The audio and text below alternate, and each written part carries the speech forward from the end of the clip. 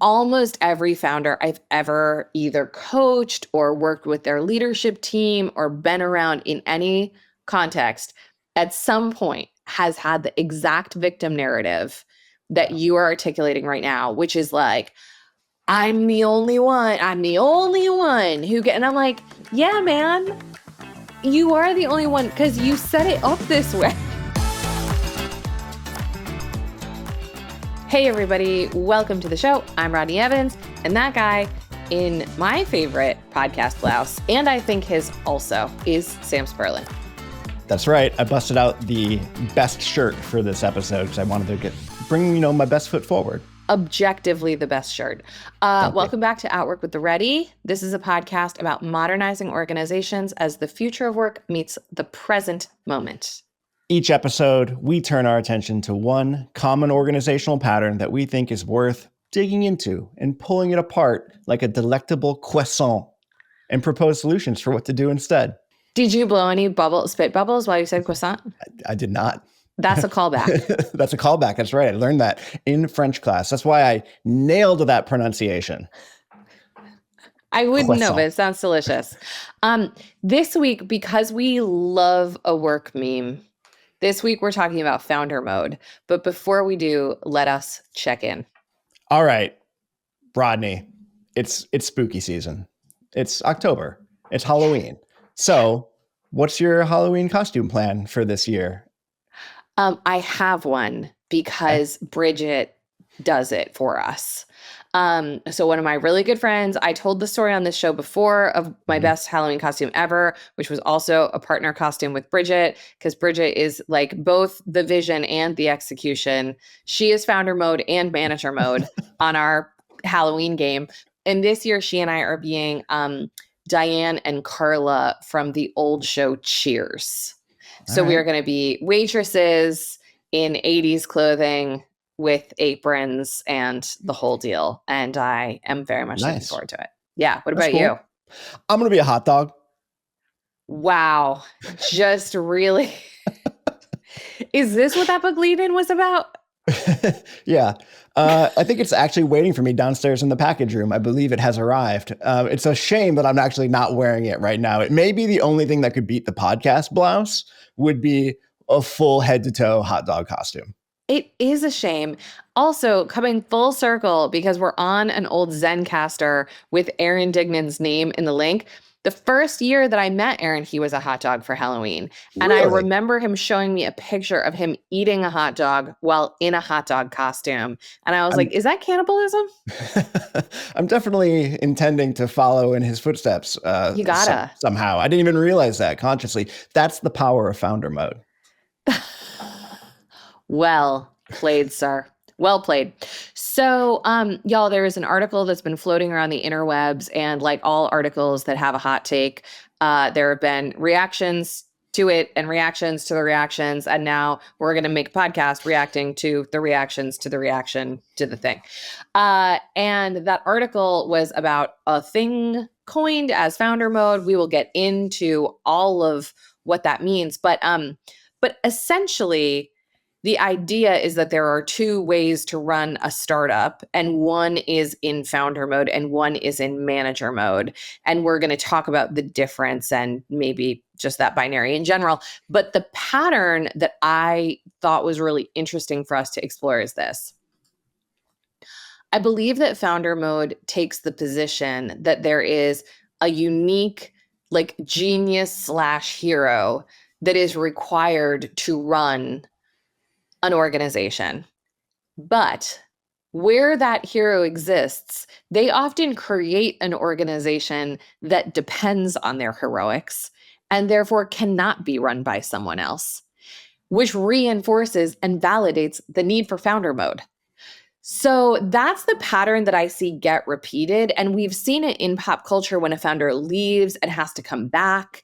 And there's a lot in this that is, to me, about what the system design is that requires a founder to founder mode indefinitely.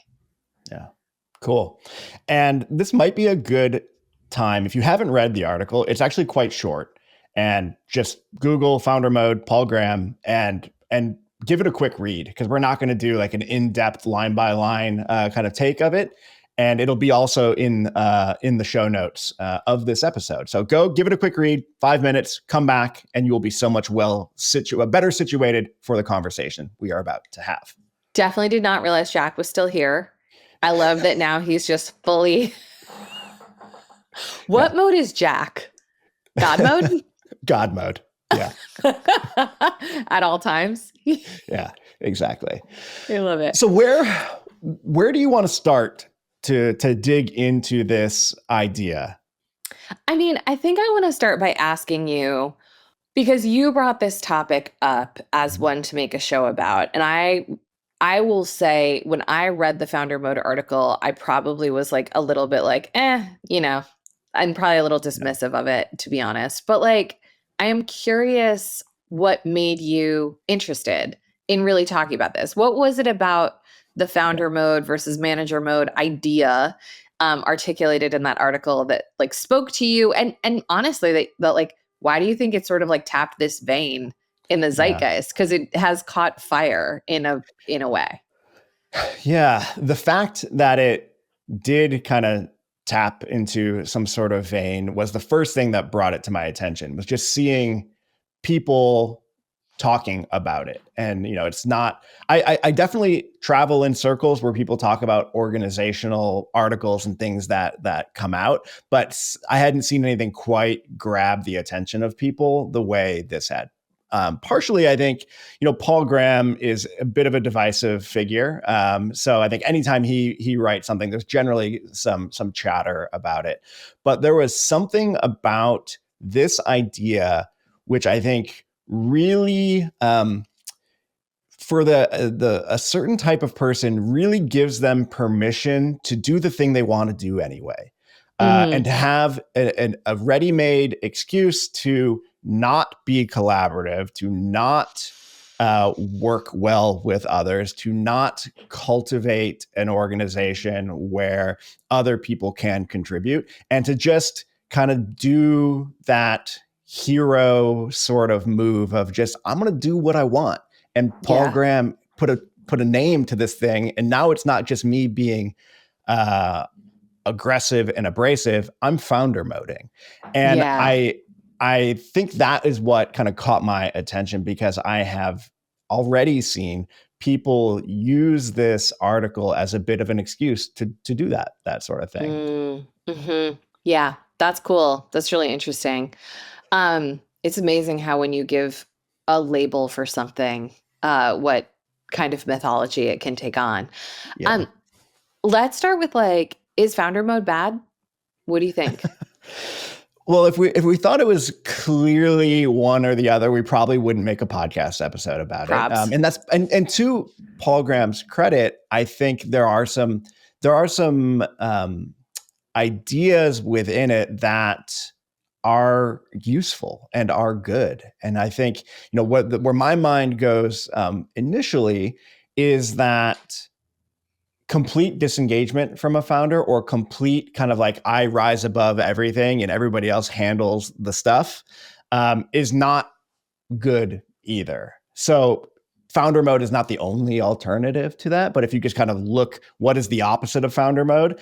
I think I have certainly seen organizations where like that has been kind of the posture that a founder has eventually kind of fallen into. And I don't think that's actually great for anybody. Yeah.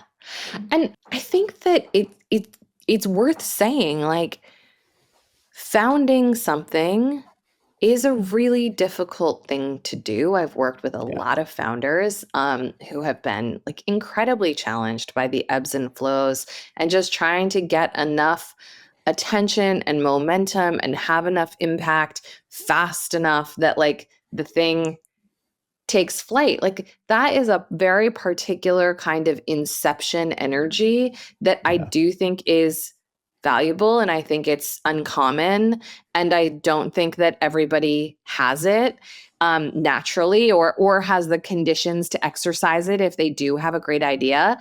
So like, I don't want to discount the idea that being in the mode of actually founding something is important, because I don't think we would have a lot of upstarts without it. And Yeah. you have to have people in this world who like question the status quo and are iconoclastic and anti-authoritarian in some ways, and look around and go like, it's like Airbnb is referenced a lot in that article. Like, the co-founders of Airbnb could have looked at VRBO and said like, I think they've got it, and just Yeah. let it be. And as it turned out, instead they created an app and a philosophy that completely changed how people travel and how they think about property. And like, we need people like that in this world, I think. Yeah. And the idea of founder mode as a persistent requirement for quality is inane. Yeah. Yeah, absolutely agree there. I think just the one last kind of positive thing that comes to mind for me on this concept is that, especially early in an organization, the founder can really sets the tone for like everything in the Yeah, organization. What is quality? Like what sort of behavior do we permit here?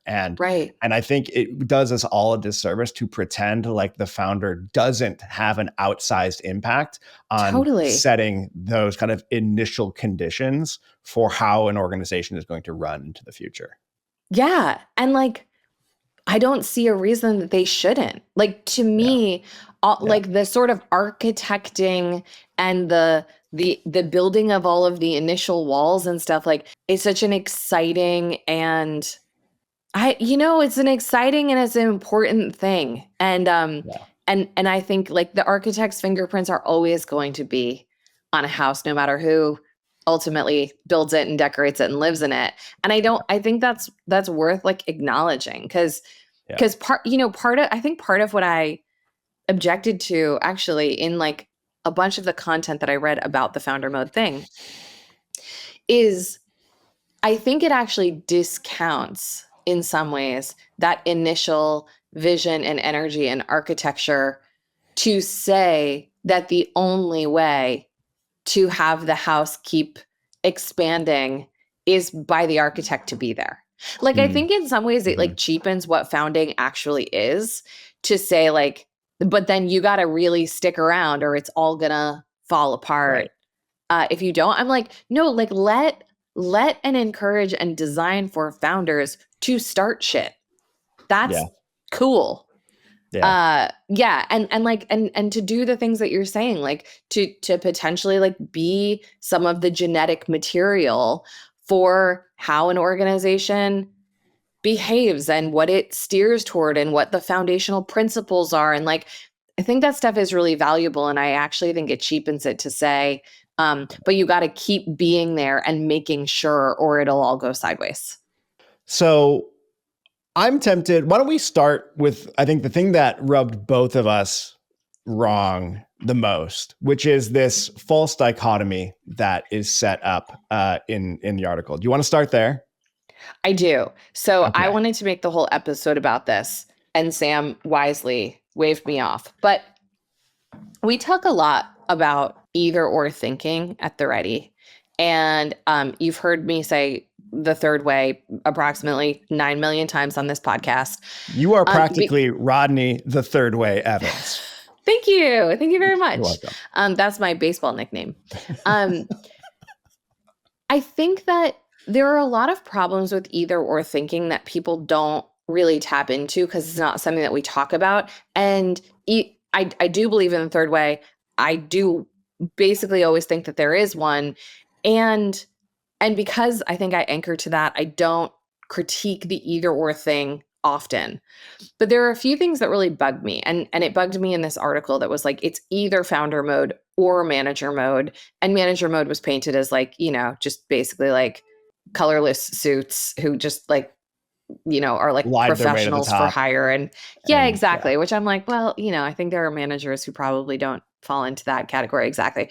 But regardless, the thing is about either or thinking, and it has, a lot of like tenets in like colonialism and white supremacy. And like there's a long and rich history of how either or thinking has come to be part of systemic design. And on the positive, it does simplify our choices to believe that there are only two. But what it generally doesn't allow for is a lot of creativity in terms of what combinations of choices are, the exploration of a bunch of different alternatives. Um, and usually it also really invites polarization. So anytime we get into binaries, and this article is a perfect example, it's like, choose your side, choose your Yeah. fighter. And it's like, what is the benefit of that? To me, it's so pointless. And I see this in all kinds of places in organizational design where it's like, we're either like fully self-managing and like a flat organization where we fire all the managers, or we're like, the most bureaucratic, most hierarchical, most command and control. And I'm like, guys, it is not like that. You do not have No. to choose the most extreme sides of this fence almost ever in this life. Yeah. There's a universe of options between those two that are, rich and interesting and creative and don't have to be exactly like any other organization. And when you set up a false dichotomy like this, and if you don't initially catch it, that's what I think is so dangerous about this kind of rhetorical tool, is that my first reading of founder mode, like just the quick kind of power skim, it's like, oh yeah, like manager mode, that sucks. Like, the way you just described manager mode there, like, yeah, like founder mode Yeah, all the boo. way. And like, Right.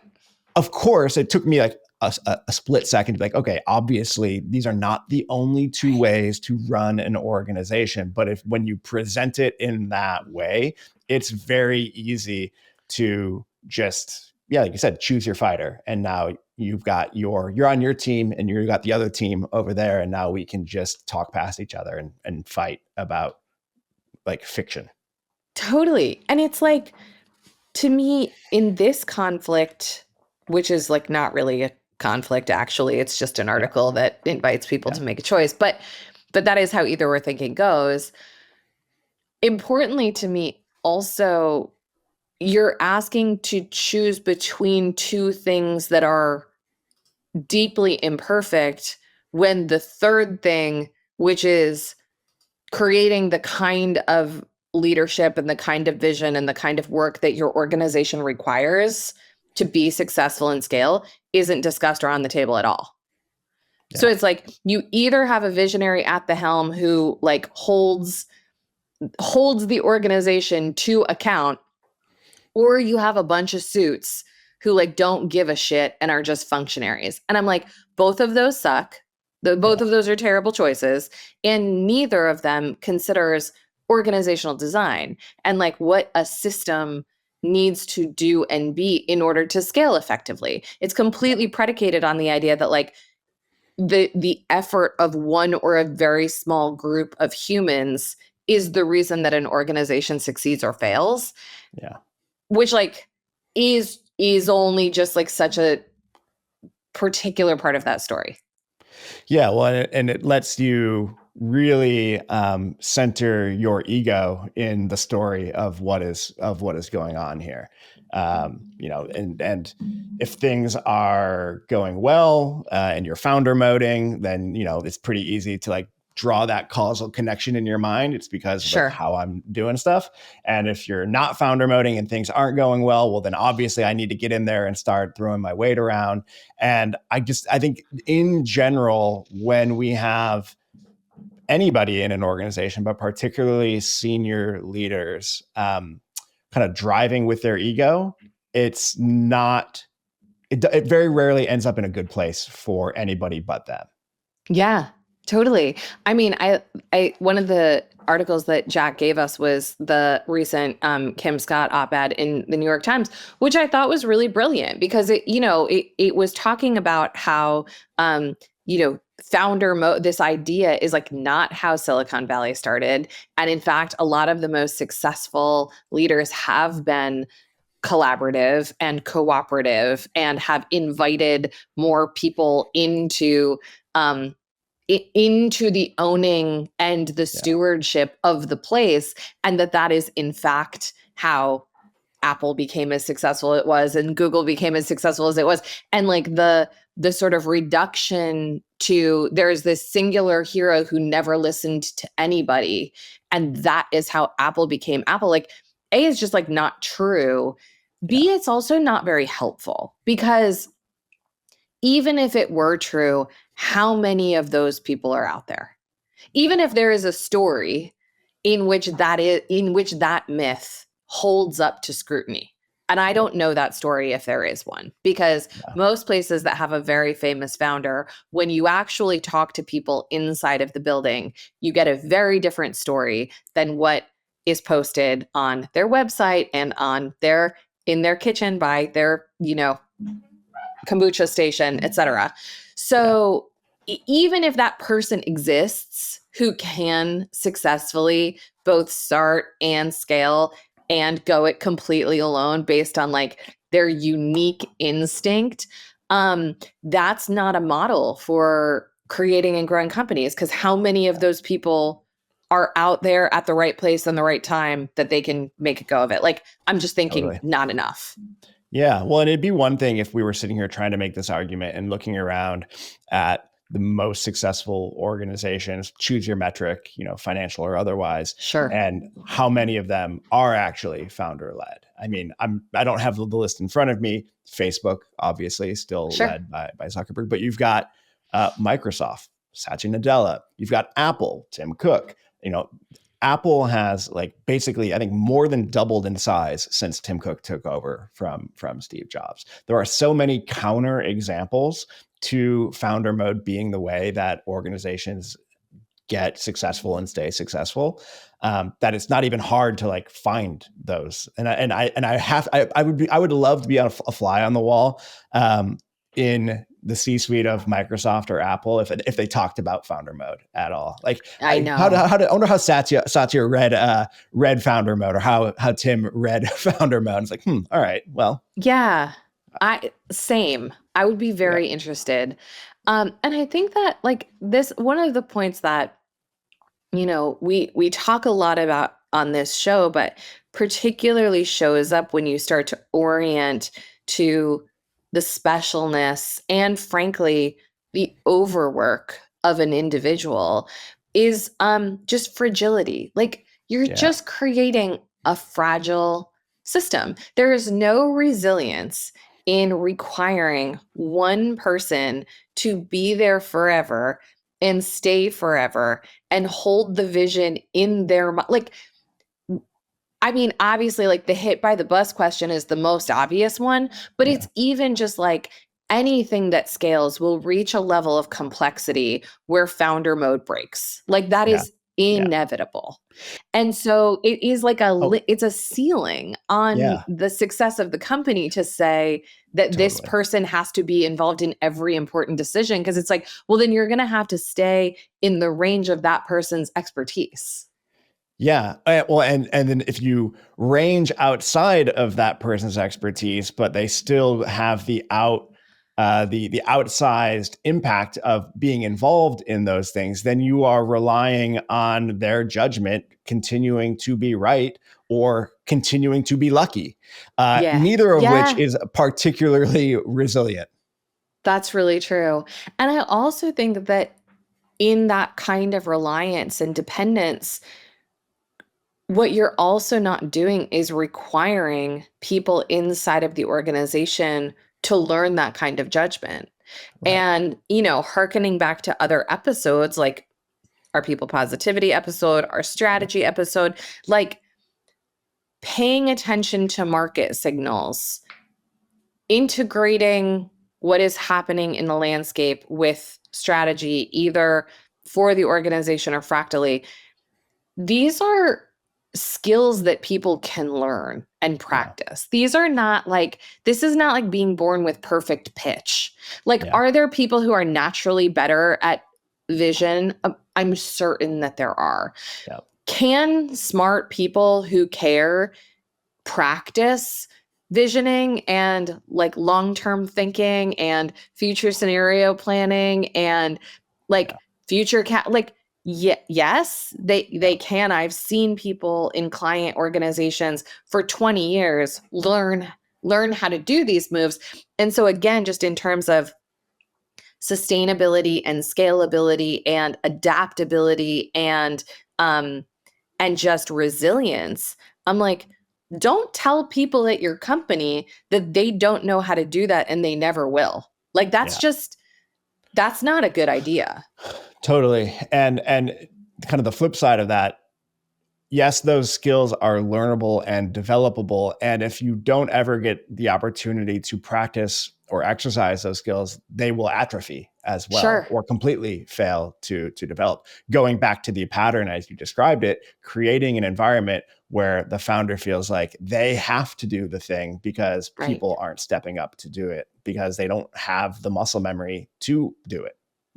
Which is honestly like almost every founder I've ever either coached or worked with their leadership team or been around in any context at some point has had the exact victim narrative that Yeah. you are articulating right now, which is like, I'm the only one. I'm the only one who get, and I'm like, yeah, man, you are the only one because you set it up this way.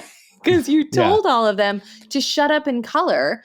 And now you're like, why am I the only one who thinks about this? Why am I the only one who cares? It's like, because you told them not to, because you told Yeah. them you got it and you're the only one who got it. So, like, why would they do something else?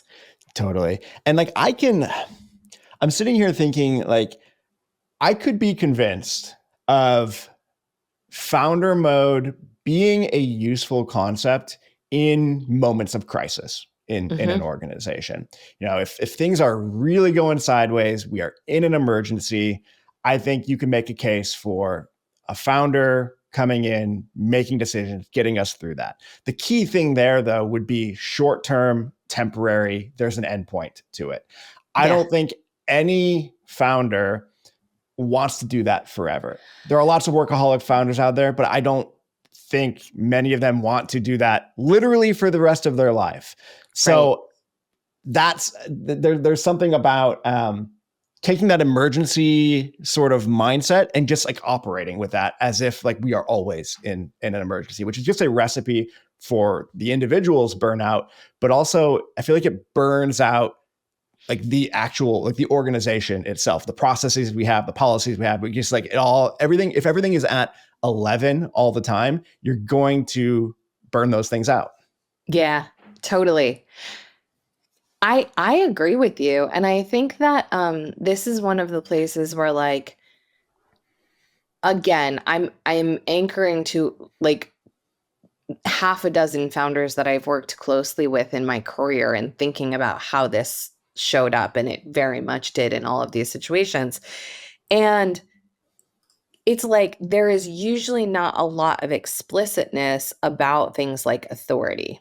And so there's a lot of implicit rules. And like to your point, Sam, I would argue that there's probably a waterline. Often founders have more ownership, often they have more stake, often they are the ones in touch with investors, blah, blah, blah, blah.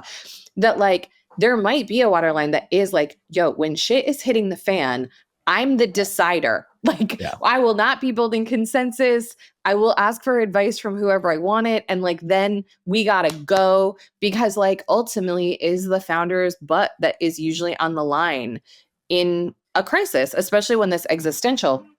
Yeah. And so I agree with you that there are like moments where I think a singular point that is decisive and where you're marrying basically like responsibility and authority and consequences in one person is a thing that will happen occasionally Yeah. and probably makes a lot of sense.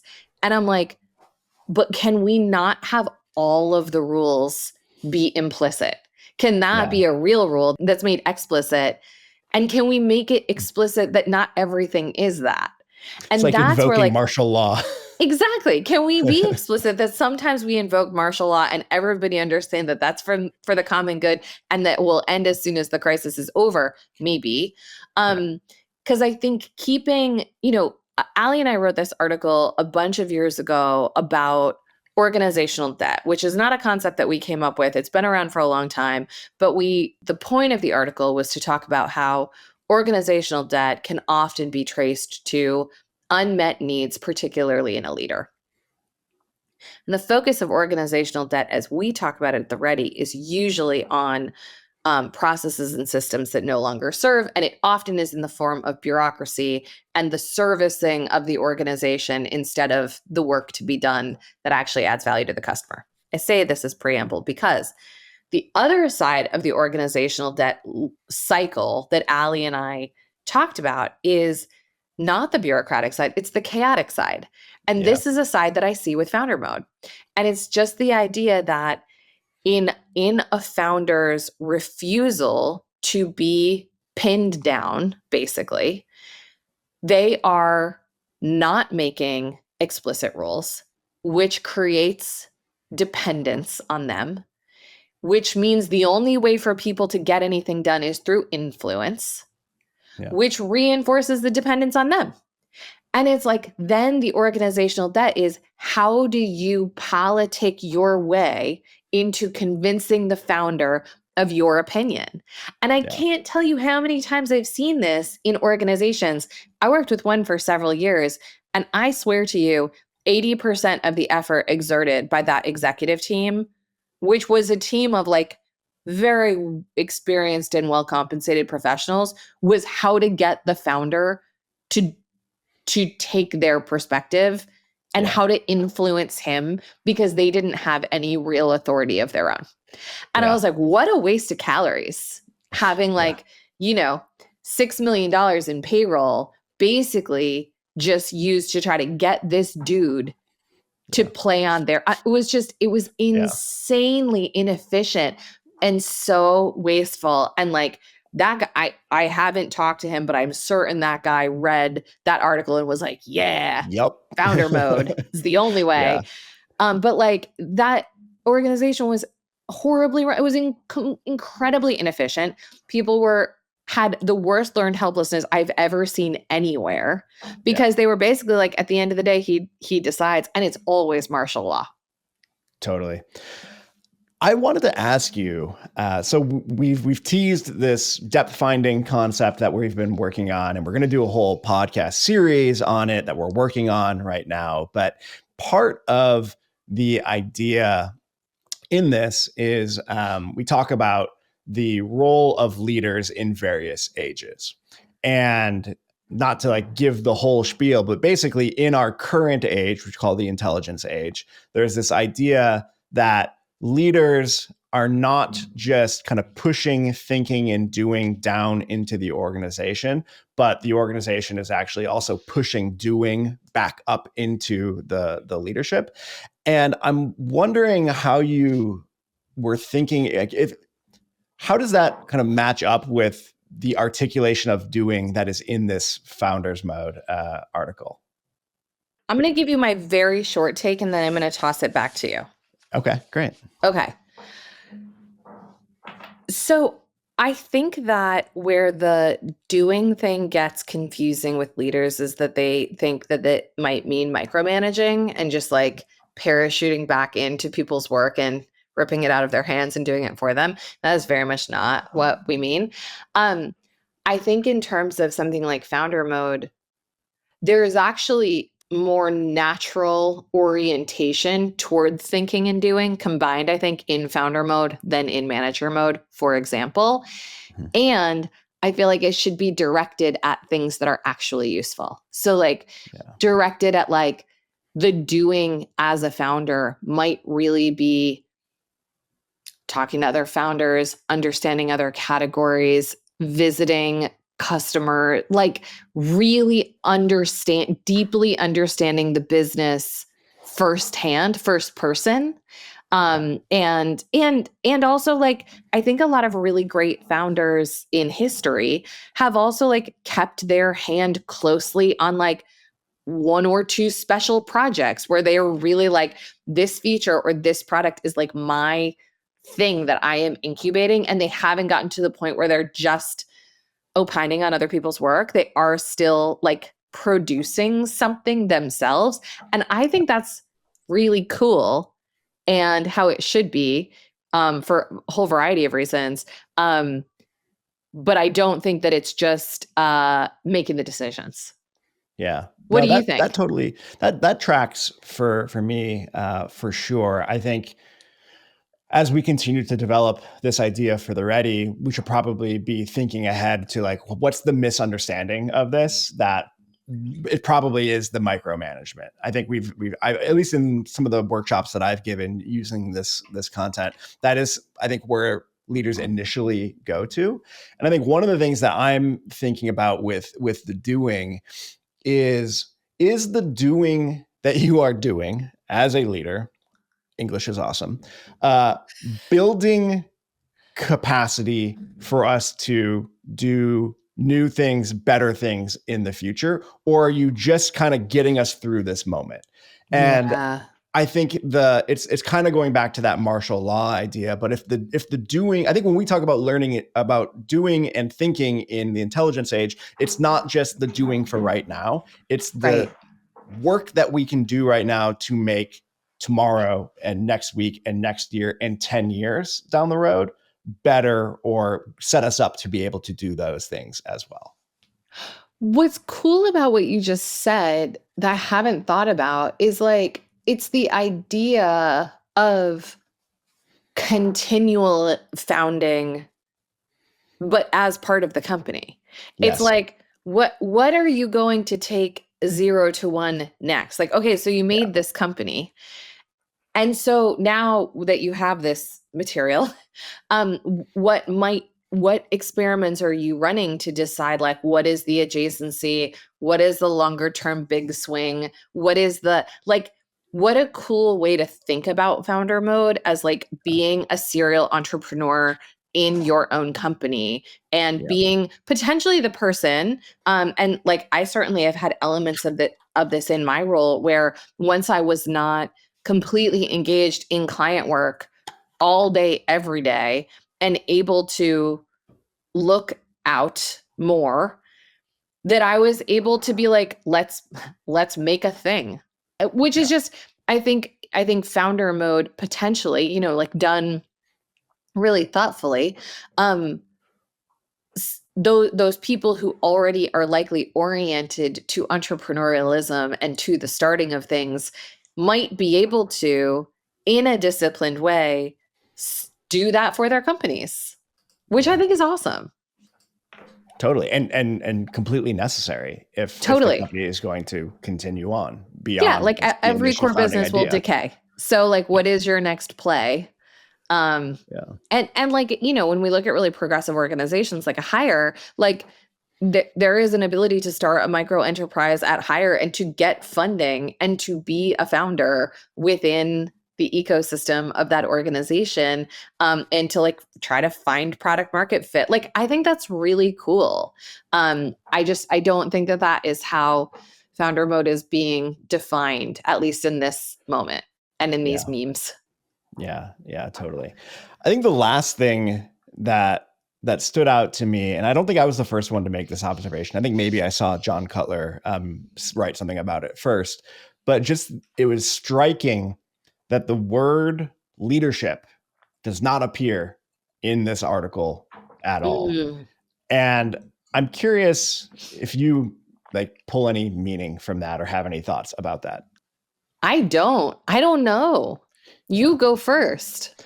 Well, I think this is the third wayness of it. Mm, mm, Potentially, that there is a version of this article that is perhaps more nuanced and probably less viral, that uh, sets up other polarities other than manager mode and founder mode, and somewhere in there is the idea of leadership. And it comes back to, I think, what we already talked about earlier, what you were talking about in terms of building capacity for the organization, building an organization that doesn't actually require someone to be in founder mode all the time. Like that requires leadership. And I think sometimes we equate like being a founder with being a leader. And yeah. sometimes they are the same, and hopefully they are the same. And hopefully it's a Often pretty not. overlapping concept, but Yeah. often not. You can be a founder and be in founder mode. And I think if I have a hypothesis that if you find yourself in founder mode all the time, I wonder if you're not in leadership mode at that point.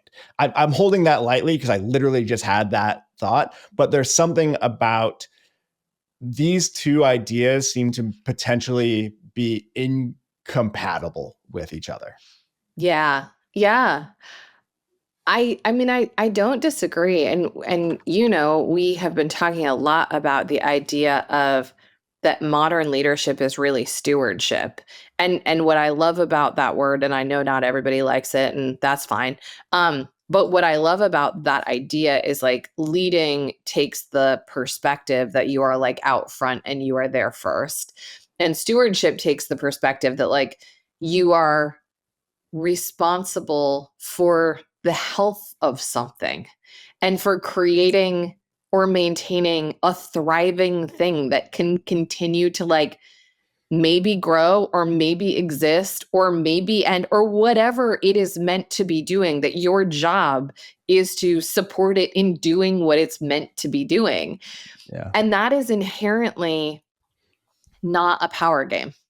Like that is inherently a game that is about the thing itself, whether the thing Right. is a piece of land in a conservancy or your family's money in a trust or an organization. The idea is like you as the steward are responsible to the thing. And founder mode, it- I think supposes the opposite, which is Yeah. the thing is responsible to you. Yeah. Yeah. I think that's well said. Should we talk about what, I guess, is there anything else in the oranges that we wanted to hit? I mean, the only other thing that just does feel like to put a fine point on what we've been talking about in terms of leadership or stewardship or whatever is like I fundamentally believe that the speed and complexity in which we are operating right now does require collaboration. Like I just don't think um, I don't think in the words of some of my old colleagues that you can fight a network with a chain of command. Like the Yeah. world is inherently connected, and I just don't think that like up and down a hierarchical link is how you adapt and respond. Like I fundamentally believe that to succeed at pretty much any scale today requires collaboration of some kind. Yeah. And if you are going to hoard power in an organization and keep the rules ever changing and implicit and allow, create competition between the people around you, which is something that happens a lot in founder mode. Again, like even in the example that I gave, like, as all of those people were trying to lobby this one founder, like they were inherently competing with each other to Yeah. get favor or money or their perspective heard or whatever. I don't think that you can have it both ways. I don't think that you can sit in the seat of sort of absolute power and have real collaboration. I think if you are going to like crown yourself king, you are necessarily going to create competition among those around you. And I don't think it's possible to survive that way in the long term. Yeah. Yeah. That makes me think of Ashby's law of requisite variety, which basically Yes. says that a system must have at least as much variety as the environment it's trying to control. So I think the environment, in this case, the organization and the complexity of our organizations and of the world in which they are operating in, is only going up, and it's not going to go down from here. So the system for controlling that, if it's just a dude or a dudette making calls, that is not a system that has as much variety as what it is actually trying to control. So I think there is an incompatibility there where in the long term you will see you will not see the results that you are maybe seeing in these kind of short-term sort of emergency sort of situations. Yeah, I wasn't thinking about that at all until you made that observation. I love that. I love it when you bring nerd Nerd stuff shit. in. Yeah, nerd shit. Also, I have to make a joke that I've been sitting on since the very beginning of this podcast. When Yeah. you were talking about how you run in circles of org nerds, and then I just kept thinking about how we should just call that a nerdicle.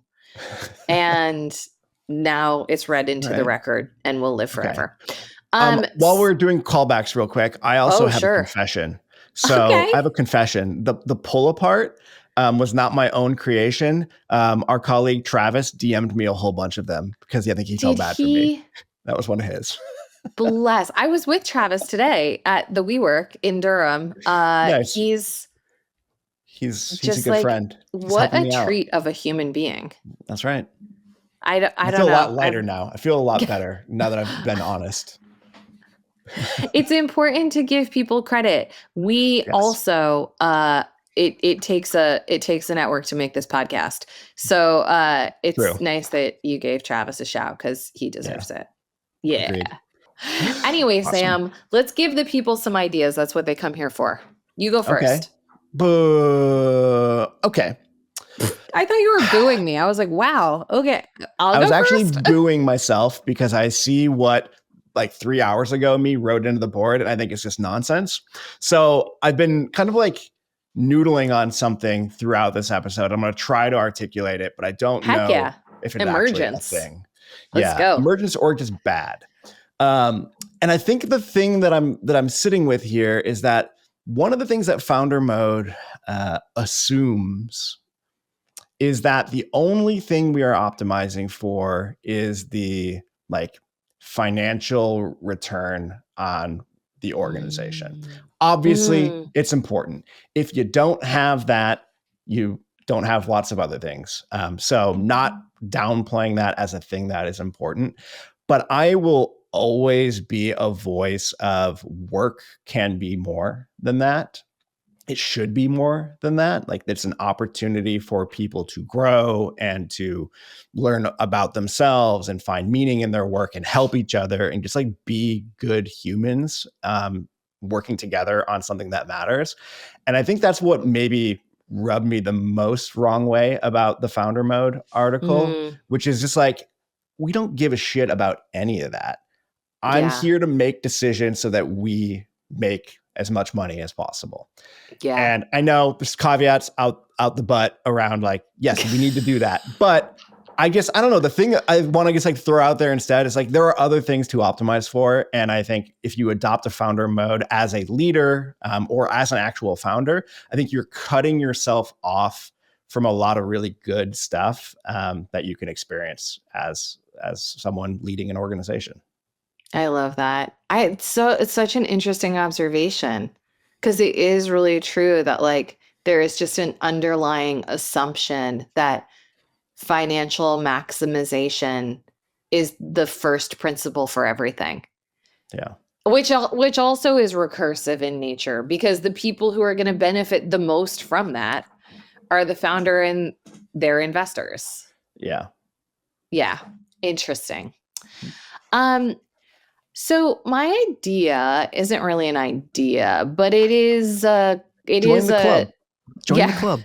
it's amusing. Um, I've been thinking a lot about this lately because of structure work that I'm doing at the Ready right now. And I think that an alternative to manager mode, which is we didn't spend a lot of time on, but is like problematic for other reasons, is really thinking about in an organization less about like either hierarchy or just like cowboy nonsense.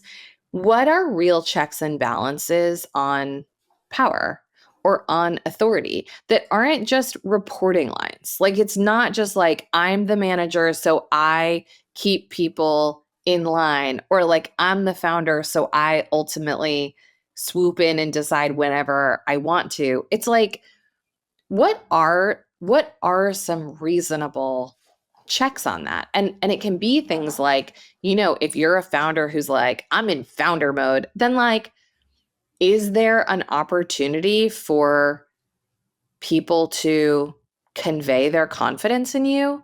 in a safe and anonymous way, is there a way for you to at least understand whether like the decisions that you are making are creating the kind of environment that people want to work and live in Yeah. a non like employee survey HR-ish way? I'm like, I feel like a lot of founders that I've been around, again, I think this is a reinforcing narrative of like, my job is so hard. I'm the only one who can do it. I'm the only one who understands.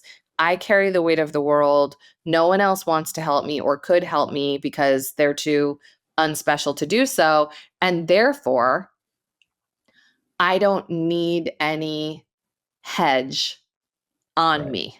I need no constraints because of like the No fetters. uniquity of this situation.